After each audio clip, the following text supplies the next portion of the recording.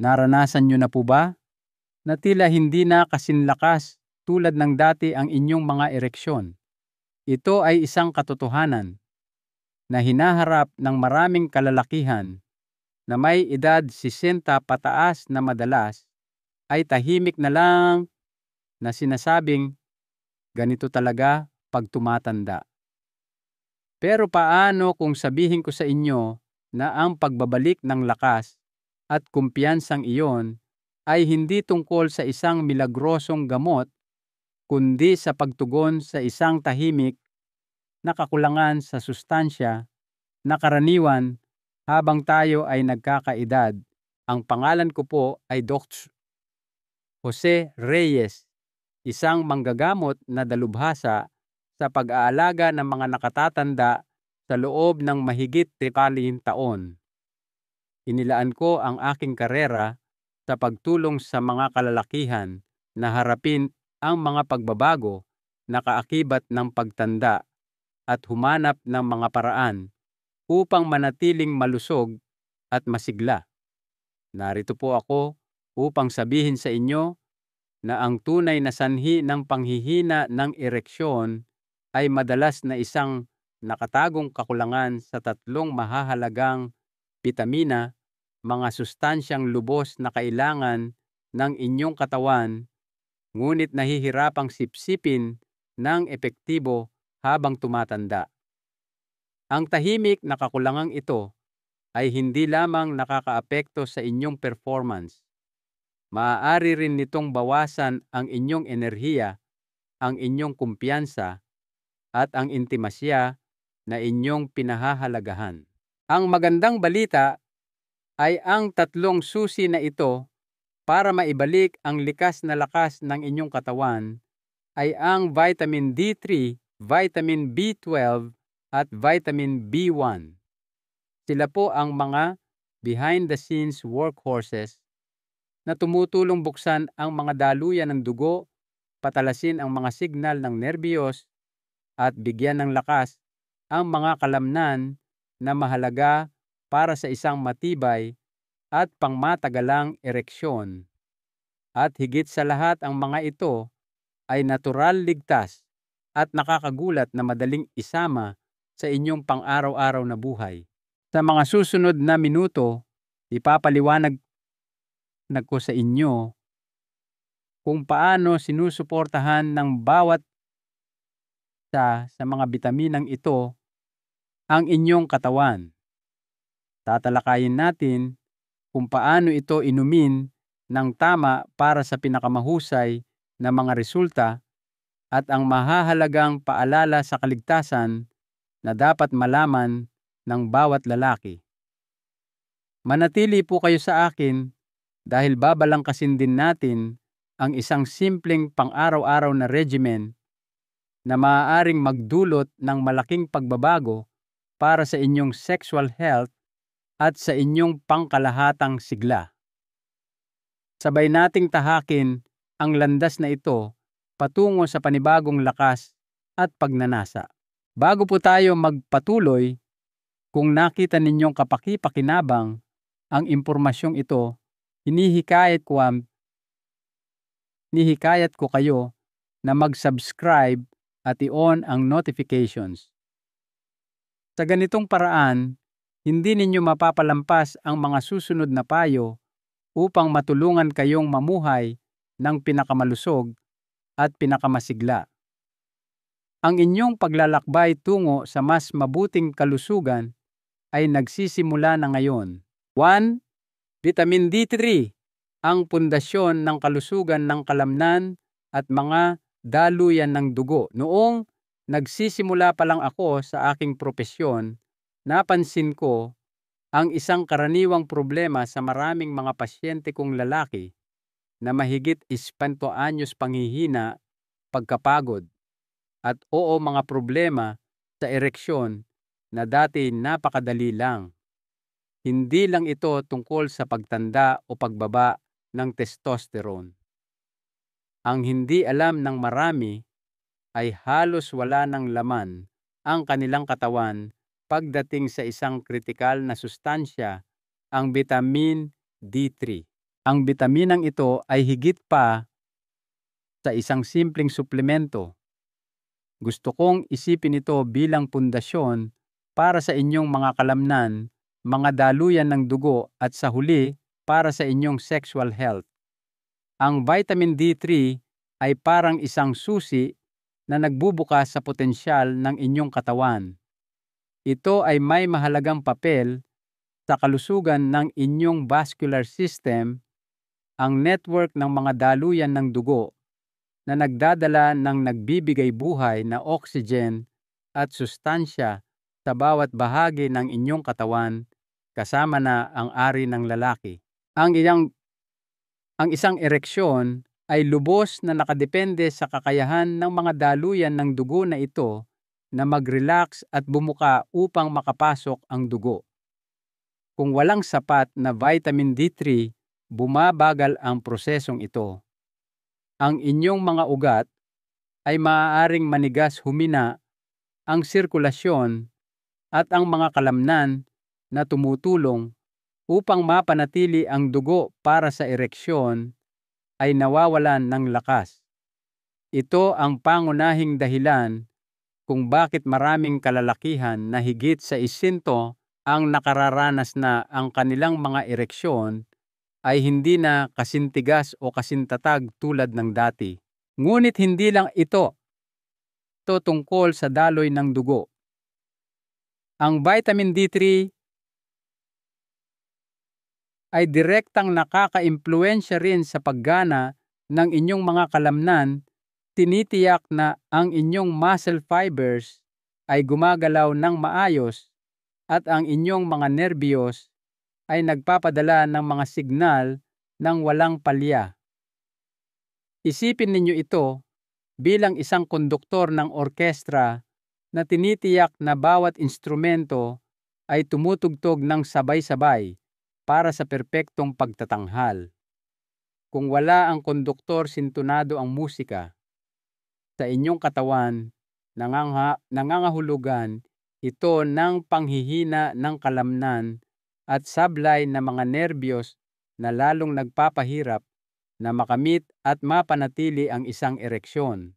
Habang tayo ay tumatanda, natural na bumababa ang kakayahan ng ating katawan na gumawa ng vitamin D3 mula sa sikat ng araw.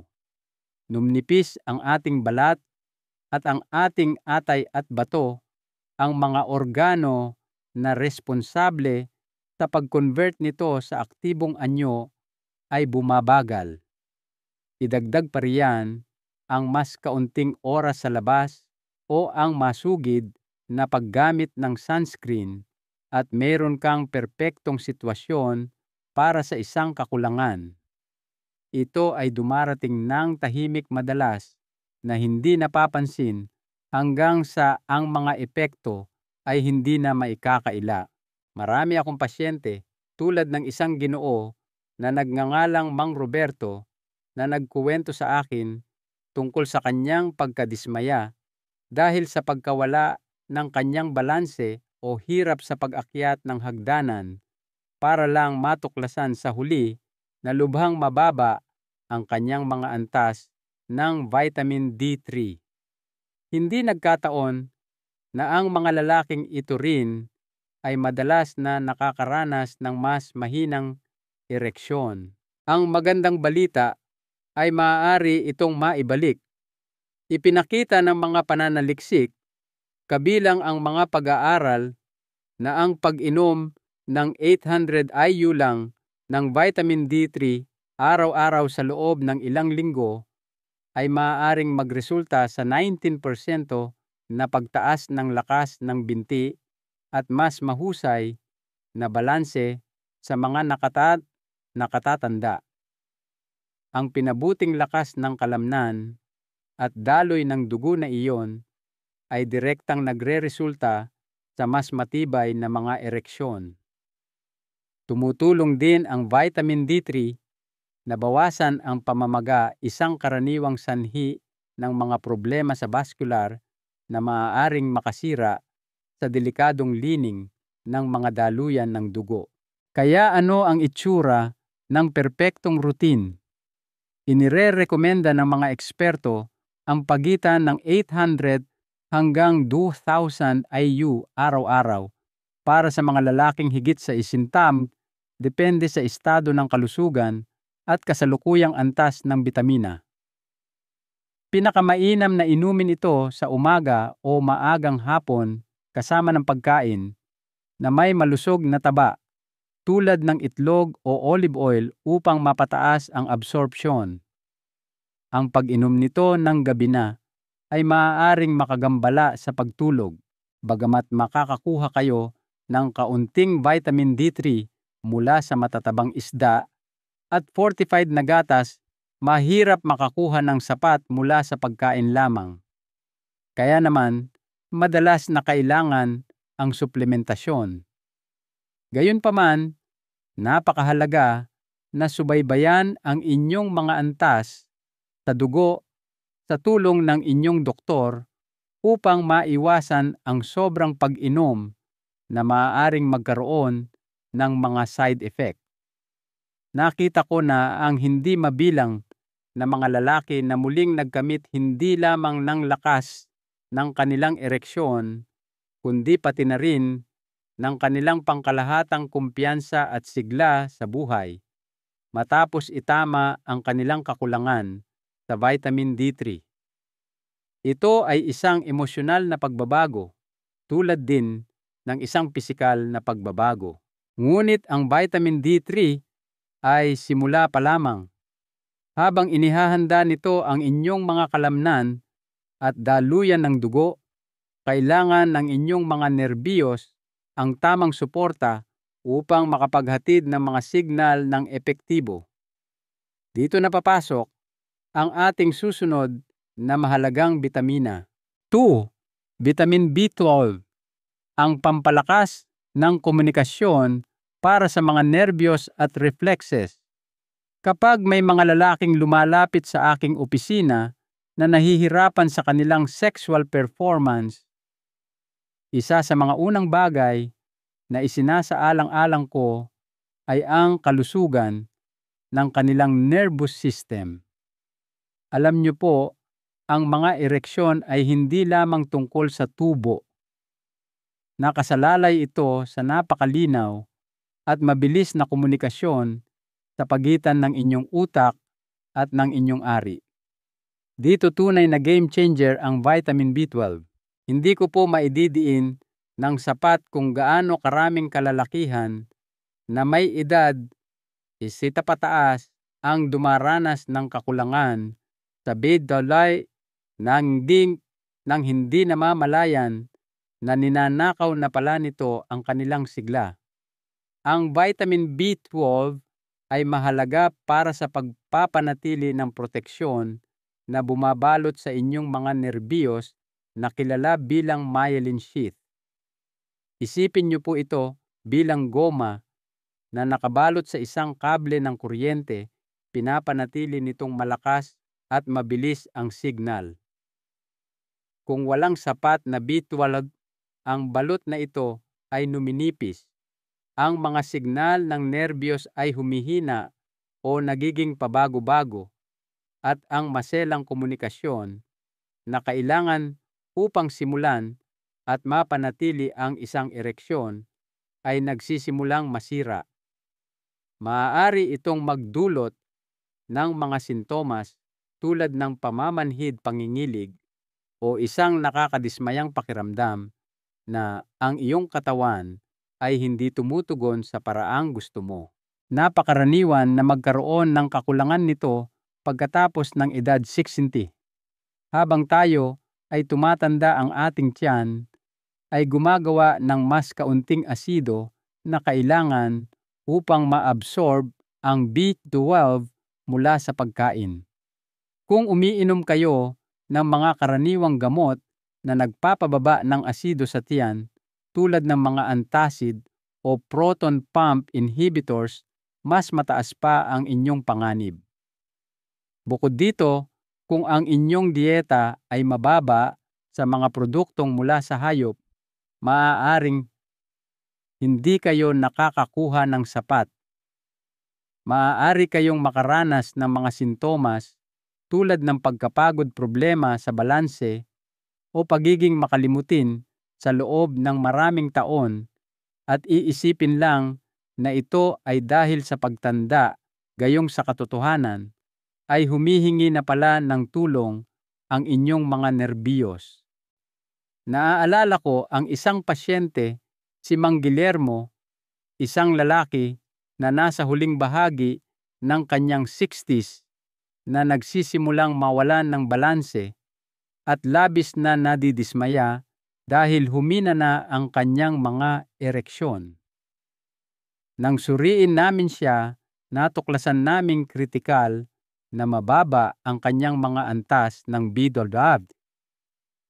Nang simulan niya ang tamang suplementasyon, hindi lamang niya naibalik ang kanyang katatagan, kundi nakita rin ang isang kahanga-hangang pagbuti sa kanyang sexual function. Ito ang uri ng pagbabago na nasasaksihan ko ng paulit-ulit kapag naibabalik natin ang mahalagang sustansyang ito. Sinusuportahan din ng vitamin B12 ang produksyon ng mga red blood cells na nangangahulugang mas mahusay na paghahatid ng oxygen sa inyong mga kalamnan, kabilang na ang mga kasangkot sa sexual performance. Mas maraming oxygen ay nangangahulugang mas maraming tibay, mas mahusay na stamina, at isang mas malakas, mas pangmatagalang ereksyon. Ang perpektong anyo ng beta-tram na dapat inumin ay ang methylcobalamin na agad na magagamit ng inyong katawan nang hindi na kailangang i-convert. Madalas itong matatagpuan bilang isang sublingual tablet o isang mabilis na natutunaw na lozenge na inilalagay sa ilalim ng dila para sa pinakamataas na absorption. Ang inirerekomendang dosis para sa mga senior ay karaniwang nasa pagitan ng 500 hanggang 1,000 micrograms mcg araw-araw. Pinakamainam na inumin ito sa umaga dahil maaari itong magdulot ng pagiging alerto.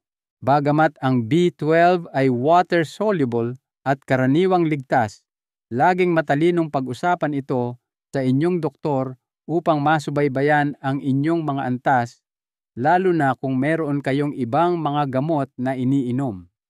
Para sa karamihan ng mga kalalakihan, gayunpaman, ang pagpuno sa B12 ay isang simple at epektibong hakbang na maaaring magdulot ng malaking pagkakaiba. Ngunit may isa pang piraso sa palaisipang ito. Natalakay na natin ang pundasyon at ang mga linya ng komunikasyon, ngunit ngayon kailangan nating pag-usapan ang pinagmumulan ng kuryente, ang bitamina na nagbibigay lakas sa inyong mga kalamnan. 3. Vitamin B1, thiamine, ang tagapagbigay enerhiya para sa inyong mga kalamnan. Pagdating sa pagpapanumbalik ng sigla, lalo na sa mga kalalakihan na may edad 60 pataas, may isang mahalagang sustansya na madalas nakakaligtaan ang vitamin B1 na kilala rin bilang thiamine. Maaaring hindi ito kasing sikat ng vitamin D o B12, ngunit maniwala po kayo sa akin kapag sinabi kong ito ang spark plug na nagpapasiklab sa inyong mga kalamnan at nagpapanatili sa kanilang maayos na paggana. Nakita ko na ang hindi mabilang na mga pasyente na sa kabila ng pag-aalaga sa kanilang kalusugan sa ibang paraan ay nahihirapan pa rin sa pagkapagod, panghihina at nabawasang sexual performance dahil lang sa kakulangan ng kanilang katawan sa kritikal na panggatong na ito. Isipin niyo po ito, sa ganitong paraan, kailangan ng inyong mga kalamnan ng tunay at magagamit na enerhiya upang gumalaw ng maayos at mapanatili ang katigasan na kailangan para sa isang malakas na ereksyon. Ang thiamine ay may mahalagang papel sa pag-convert ng pagkaing kinakain ninyo, lalo na ang mga carbohydrates, sa ATP, adenosine triphosphate, ang pera ng enerhiya ng bawat cell sa inyong katawan. Kung walang sapat na thiamine, ang inyong mga kalamnan ay hindi makakalikha ng lakas na kailangan nila. Nagreresulta ito sa pagkapagod pakiramdam ng kabigatan at mahinang tibay. Higit pa rito, ang inyong mga binti at mga kalamnan sa balakang, ang mga mismong responsable sa pagsuporta sa ereksyon at pagkontrol sa sexual function, ay ilan sa pinakamalaki at pinakaaktibong grupo ng kalamnan sa inyong katawan. Kung wala silang sapat na enerhiya, mabilis silang mapagod. Ang pagod na iyon ay direktang nagreresulta sa mas mahinang mga ereksyon at mas kaunting kontrol. Ito ay isang masamang siklo na kinakaharap ng maraming nakatatandang lalaki nang hindi namamalayan na maaaring nasa puso ng problema ang kakulangan sa thiamine. Habang tayo ay tumatanda, bumababa ang ating kakayahang sumipsip ng thiamine.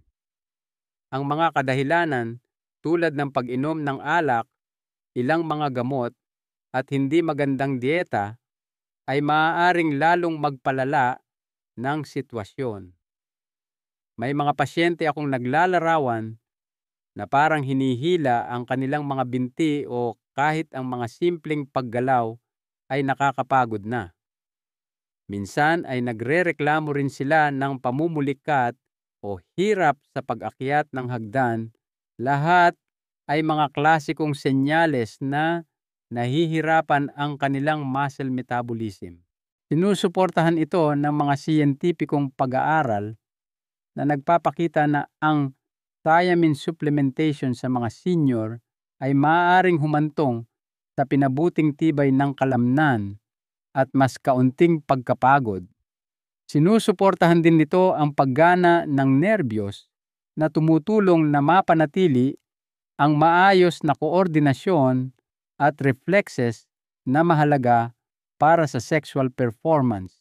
Ang magandang balita ay ang thiamine ay water-soluble at karaniwang ligtas, kaya ang suplementasyon ay isang paraan na mababa ang panganib upang mapalakas ang inyong enerhiya.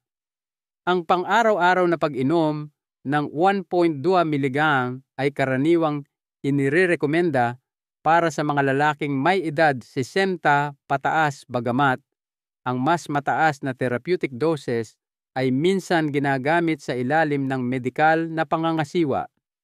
Ang pinakamahusay na oras para uminom ng thiamine ay sa umaga, kasama ng pagkain na may ilang malusog na taba o protina na tumutulong sa absorption at sumusuporta sa patuloy na enerhiya sa buong araw-araw. Para sa karamihan ng mga kalalakihan, ang pagpapanumbalik ng mga antas ng thiamine ay maaaring maging isang game changer, hindi lamang nagpapabuti ng pisikal na tibay, kundi nagpapaningas din ng pagnanasa at kumpiyansa. Ngunit hindi gumagana ang thiamine ng nag-iisa. Kailangan nito ang suporta ng mga bitamina na nag-aalaga sa iyong mga daluyan ng dugo at nerbiyos. Susunod, ipapakita ko kung paano nagtutulungan ang makapangyarihang trio na ito. 4. Paano nagtutulungan ang tatlong bitaminang ito para ibalik ang malakas na ereksyon? Madalas akong makarinig ng pagkadismaya at pagkalito mula sa mga kalalakihan na may edad 60 pataas na nahihirapan sa kanilang mga ereksyon. Marami na ang sumubok ng iba't ibang paraan ng walang tagumpay at tanggap na lang na hindi na kayang gumanap ng kanilang katawan tulad ng dati. Ang gusto kong ipaunawa sa inyo ngayon ay ang pagpapanumbalik ng malakas na ereksyon ay hindi tungkol sa isang mabilis na solusyon. Ito ay tungkol sa pagbibigay sa inyong katawan ng mga pangunahing sangkap na kailangan nito upang gumana ng tama. Dito pumapasok ang pagtutulungan ng vitamin D3, B12 at B. Isipin niyo po na ang inyong katawan ay isang masalimuot na makina. Ang vitamin D3 ay ang inhinyerong pang-istruktura. Pinapalakas nito ang inyong mga daluyan ng dugo at pinapanatili itong nababaluktot para makapagdala ito ng nagbibigay buhay na dugo sa mga tamang lugar sa tamang oras. Sinusuportahan din nito ang mga kalamnan na nagpapanatili ng dugong iyon sa lugar habang may ereksyon. Ang vitamin B12 ay ang teknisyan sa komunikasyon. Tinitiyak nito na ang inyong mga nerbiyos, ang mga kable ng makina, ay nagpapadala ng malinaw at mabilis na mga signal mula sa inyong utak patungo sa inyong ari na nagsasabi kung kailan at paano dapat tumugon. Ang vitamin B1 thiamine ay ang espesyalista sa panggatong. Pinapaandar nito ang makina sa pamamagitan ng pag-convert ng inyong pagkain sa enerhiya na kailangan ng inyong mga kalamnan at nerbiyos upang magawa ng maayos ang kanilang mga trabaho. Kapag pinagsama-sama ninyo ang tatlong ito, hindi lang sila nagtatrabaho ng magkakatabi. Pinapalakas nila ang epekto ng isa't isa. Ang mas magandang daloy ng dugo mula sa D3 ay naghahatid ng mas maraming oxygen sa mga nerbiyos na sinusuportahan ng B12 at sa mga kalamnan na pinalalakas ng B1. Ito ay isang synergy na nagpapaliwanag kung bakit maraming lalaki ang nakakakita ng tunay na resulta. Hindi ito mahika. Ito ay simpleng biyolohiya na gumagana ng nararapat. Sa paglipas ng mga taon, nakita ko ang mga kalalakihan na nagbago mula sa pakiramdam ng pagkatalo tungo sa muling pagkakamit, hindi lamang ng kanilang mga ereksyon, kundi pati na rin ng kanilang pagpapahalaga sa sarili. Ngunit upang makarating doon, kritikal na malaman kung paano gamitin ng maayos ang mga tool na ito. 5. Mahalagang paalala sa kaligtasan at pinakamahusay na kasanayan. Kapag sabik kayo sa mga resulta, natural lang na gusto ninyong sumubok kaagad. Ngunit lagi kong ipinapaalala sa aking mga pasyente na kahit ang pinakamakapangyarihang mga tool ay nangangailangan ng respeto at tamang pamamaraan. Ang mga bitaminang ito ay karaniwang ligtas, ngunit hindi ito nangangahulugan na dapat kayong maging pabaya. Una, kausapin ang inyong doktor. Bago magsimula ng anumang bagong suplemento, mahalaga ang pakikipag-usap sa inyong healthcare provider.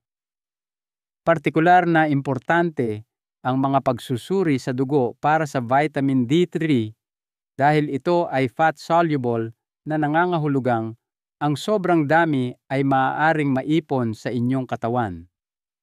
Tutulungan kayo ng blood test na matukoy ng inyong doktor ang eksaktong dosis na kailangan ninyo at subaybayan kayo upang maiwasan ang mga posibleng issue tulad ng pagduduwal o bato sa bato.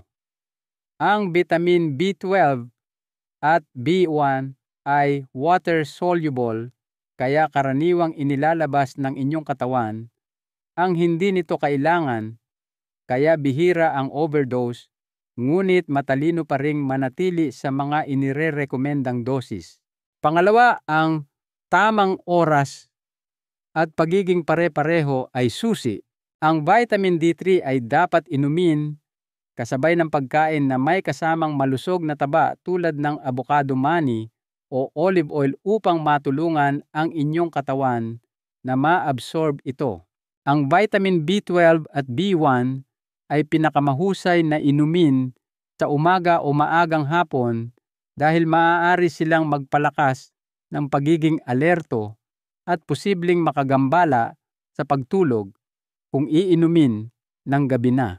Tandaan, hindi gumagana ang tampa ang mga bitaminang ito sa isang gabi. Kailangan ng inyong katawan ng panahon para makabawi. Karamihan sa mga lalaki ay nagsisimulang makapansin ng mga pagbabago sa loob ng ilang linggo, ngunit ang pangmatagalang tagumpay ay nagmumula sa pagiging pare-pareho. Panghuli, ang mga suplemento ay katuwang hindi kapalit sa isang malusog na pamumuhay. Ang balanseng dieta, regular na ehersisyo, tapat na pag-inom ng tubig, at pamamahala sa stress ay lahat ay pundasyon sa inyong tagumpay. Ano ang susunod na gagawin? Isang simpleng pang-araw-araw na vitamin routine.